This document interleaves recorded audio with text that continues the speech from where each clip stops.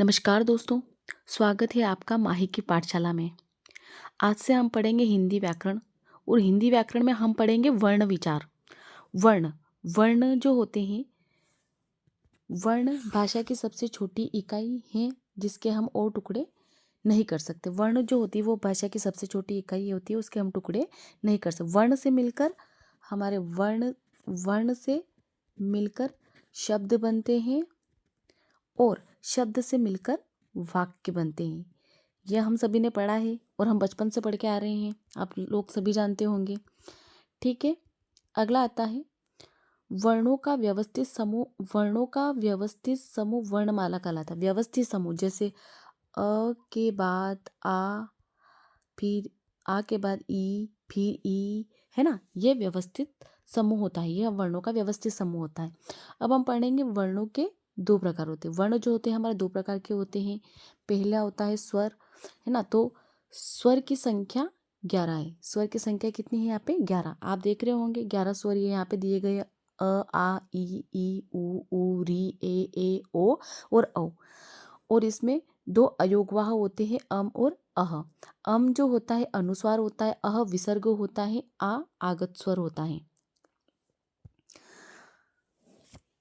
आगत स्वर आप जानते होंगे कि आगत स्वर जो है ये हमारे बहुत सारे शब्दों को में यूज़ किया जाता है।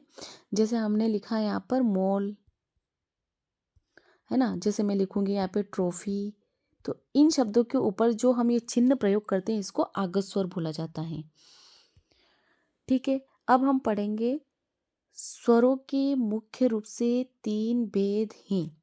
स्वरों के जो स्वर होते हैं इनके मुख्य रूप से 3 भेद होते हैं। पहला होता है ह्रस्व स्वर, दूसरा होता है दीर्घ स्वर, तीसरा होता है प्लुप्त स्वर। ह्रस्व स्वर यानी कि ह्रस्व यानी कि छोटा रूप, छोटा होना, है ना। ह्रस्व स्वरों को हम मूल स्वर भी कहते हैं। दीर्घ यानी कि बड़ा। ठीक है, पहला हम पढ़ेंगे ह्रस्व स्वर। इनके उच्चारण में कम समय लगता है। ह्रस्व स्वर को मूल स्वर भी कहते हैं। ह्रस्व स्वर के उच्चारण में बहुत ही कम समय लगता है और ये जो होते हैं ये 4 होते हैं, अ ई उ री। देखिए दोस्तों, आप यूँ ध्यान रखेंगे ह्रस्व स्वर की संख्या 4 होती है, ये बिना मात्रा वाले होते हैं। ठीक है, अगला है दीर्घ स्वर। इनके उच्चारण में ह्रस्व स्वर की तुलना में दुगुना समय लगता है। मतलब ह्रस्व स्वर को जब हम बोलते हैं तो हमें थोड़ा कम समय लगता है, दीर्घ स्वरों को जब हम बोलते हैं तो थोड़ा हमें उसे डबल समय लगता है। अब इनकी संख्या 7 होती है। जैसे आप देख लेंगे इसमें मात्रा वाले आएंगे, आ ई उ ए ओ और औ। ठीक है, अब हम अगला पढ़ेंगे प्लुप्त स्वर। प्लुप्त स्वर, इनके उच्चारण में ह्रस्व स्वरों की तुलना में 3 गुना समय लगता है।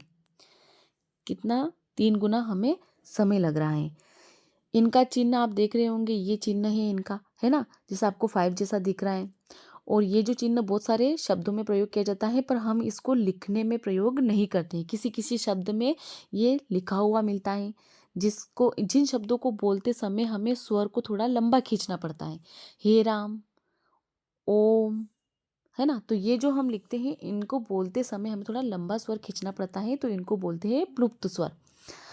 अगला हम पढ़ेंगे व्यंजन। व्यंजनों की संख्या 33 है।